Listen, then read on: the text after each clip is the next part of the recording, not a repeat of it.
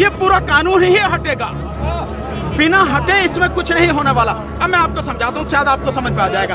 केवल एक सेक्शन बताता हूँ तो उससे आपको पूरी चीज समझ में आ जाएगी। जो कॉन्ट्रैक्ट फार्मिंग है, उस कॉन्ट्रैक्ट फार्मिंग की धारा 3 उसमें जो है, जो एग्रीमेंट होगा किसान के और व्यापारी के बीच में, मैं उनसे बताता हूँ, आप समझ जाएंगे सारे, उसके बाद कुछ बताने की जरूरत नहीं पड़ेगी। उस धारा 3 में लिखा है कि किसान के और व्यापारी के बीच में जो एग्रीमेंट होगा उसमें यह लिखा जाएगा, नंबर 1, किसान को अपनी जमीन पर कौन सी फसल उगानी है। नंबर 2, उस फसल का ग्रेड क्या होगा, स्टैंडर्ड क्या होगा और उसकी क्वालिटी क्या।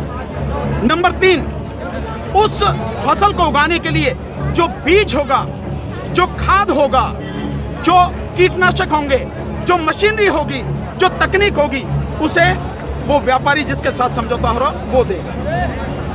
इसके बाद उसी एग्रीमेंट में लिखा जाएगा इसकी कीमत क्या होगी। जो फसल उगाएगा, जब फसल पक के तैयार हो जाएगी तो किस कीमत पर व्यापारी खरीदेगा, ये भी लिखा जाएगा। साथ में ये भी लिखा जाएगा कि इस फसल की कितनी बार चेकिंग होगी, तो बोते समय, फसल जब बढ़ रही होगी उस समय, और जब फसल कट के व्यापारी खरीदेगा उस समय 3 समय उसकी चेकिंग होगी। अब मैं आपको समझाता हूं, एक बहुत मोटे से उदाहरण से समझो। ये मानिए कि इसके कानून के हिसाब से पूरे देश की जमीन, पूरे देश की जो किसानों के पास जमीन है, उसका जो व्यापारी हैं उनसे एग्रीमेंट हो गया। व्यापारियों से एग्रीमेंट होने के बाद सारी जो फसल है वो कहां जाएगी, व्यापारी के घर में। इसका मतलब ये हुआ कि सरकार के पास खरीदने के लिए एक दाना नहीं बचेगा, सारी की सारी फसल व्यापारी खरीद के ले जाएगा। और व्यापारी कितनी फसल खरीद सकता है, पहले उस पर प्रतिबंध था, अब इसेंशियल कमोडिटीज एक्ट यानी आवश्यक वस्तु अधिनियम से वो बैरिकेड हटा दी गई। यानी कि जो एक लगा रखा था बैरियर कि इससे ज्यादा नहीं कर सकते, लिमिट लगा रखी थी, लिमिट वो खत्म कर दी। इसका मतलब व्यापारी जितनी चाहे फसल खरीद के अपने गोदाम में रख सकता है। अब मानिए कि जब पूरी फसल किसान से व्यापारी के घर चली गई, तो अब थोड़ा सा पीछे आइए, 2013 में इस सरकार ने, संसद ने एक कानून बनाया था इस देश के गरीब लोगों के लिए, 82 करोड़ गरीब लोगों के लिए नेशनल फूड सिक्योरिटी एक्ट यानी राष्ट्रीय खाद्य सुरक्षा कानून।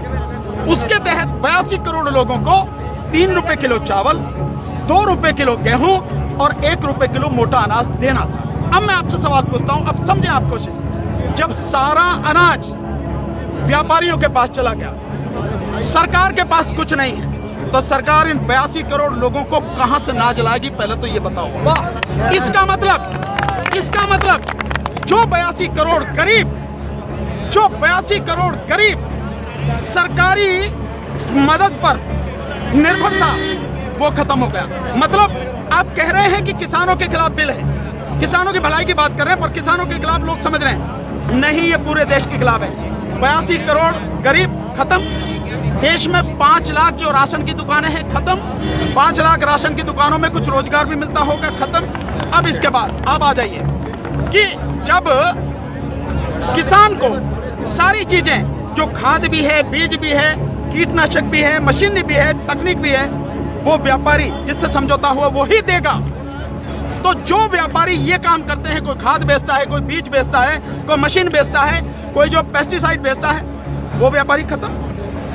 तो आपने व्यापारी खत्म कर दिए, गरीब मजदूर खत्म कर दिए, और किसान को आपने बंधक बना दिया, मजदूर बना दिया, गुलाम बना दिया। कैसे? अब मैं बताता हूं। जब किसान की जमीन पर एग्रीमेंट हो गया, तो किसान चाह कर भी अपनी जमीन से एक भुट्टा, माना मक्का बोई हुई है, मक्का से एक भुट्टा तोड़ के नहीं खा सकता।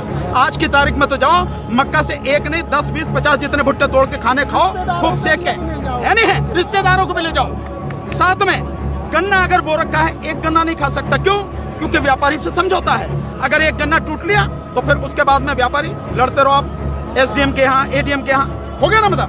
मतलब यह है कि अपनी ही जमीन पर मैं अपने लिए, अपने बच्चों के लिए अगर मन करता है, जो फसल मैंने उगाई है, मेरी मेहनत की फसल है, उसमें से एक दाना नहीं ले सकता। ऐसे कानून का क्या करूंगा मैं? और इस कानून ने व्यापारी खत्म कर दिया, इस कानून ने मजदूर खत्म कर दिया, और साथ में जो किसान है, किसान को इतनी भी मोहलत नहीं दी गई। आज की तारीख में तो किसान किसी भी जगह से दूर से जाके यहाँ से ठीक नहीं मिला तो वहां से ले ले, वहां नहीं मिला तो वहां से ले ले, यहाँ से कम में मिला तो यहाँ से ले ले। खाद है, बीज अपनी मर्जी से ले सकता, इसके बाद नहीं, इसके बाद तो व्यापारी ही देगा। इसका मतलब यह हुआ कि चंद व्यापारियों के हाथ में इस पूरा देश जाने वाला। और जब व्यापारी के साथ में समझौता हो गया तो कोई बैंक भी किसान को लोन नहीं देगा, कोई भी बैंक। इसका मतलब यह हुआ कि अगर उसे पैसा चाहिए किससे लेगा? एक ही रास्ता बचा, उस व्यापारी से। तो सरकार कहती है ना कि जमीन नहीं जाएगी, ऐसे जाएगी जमीन। उसी व्यापारी से जब वो कर्जा लेगा, धीरे धीरे कर्जा बढ़ता चला जाएगा, और कर्जा बढ़ता चला जाएगा, व्यापारी का ब्याज बढ़ता चला जाएगा। लिहाजा जो किसान है अपनी ही जमीन उसी व्यापारी को बेचने पर मजबूर हो जाएगा। अब थोड़ा सा पीछे जाओ, आपको लेके जाता हूँ। 1947 से पहले क्या था? इस देश में जो साहूकार होते थे वो ऐसे ही करते थे, किसान को ब्याज दिया और वो ब्याज क्या मतलब पैसा दिया, वो पैसे पे इतना ब्याज, ब्याज पर ब्याज, ब्याज पर ब्याज, किसान की पीढ़ियां गुजर जाती थी, कर्जा नहीं उतरता था और सारी जमीन जो साहूकार के यहाँ पे चली जाती। मदर इंडिया, यही मदर इंडिया देखो, और नए उसमें देखो धर्मेंद्र जी की गुलामी देखो आप, और अगर पढ़ना हो तो गोदान पढ़ो मुंशी प्रेमचंद जी का। ये सारी चीजें बन जाते हैं। बिल्कुल भाई, पहले वो अपनी ही जमीन पर बंधुआ मजदूर बनेगा, उसके बाद में अपनी ही जमीन पर गुलाम बन जाएगा। ये है इस कानून का परिणाम जो आगे तक नजर आता है। तो सरकार ये ना समझे हमें नहीं, इसलिए ये कानून पूरे देश को तबाह करने वाला। अब एक चीज और रहेगी, उसे भी बता दो। जो मध्यम वर्ग के लोग जो आज रोटी खा रहे हैं, जब व्यापारी सारा अनाज अपने गोदामों में बंद कर लेगा तो वो जो आज उसने लिया जिस दाम पे, उससे 6 गुना, 7 गुना, 8 गुना दाम पर बेचेगा।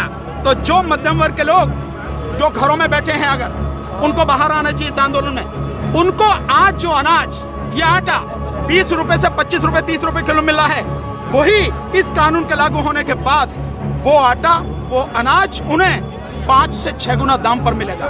100 रुपए, 125 रुपए, 150 रुपए किलो मिलेगा। तो असर किस पे पड़ेगा? एक भी व्यक्ति बचेगा नहीं जिस पर इस कानून का असर न पड़े। इसीलिए मैं कहता हूं कि ये किसानों के विरोध में नहीं है, देश को तबाह और बर्बाद कर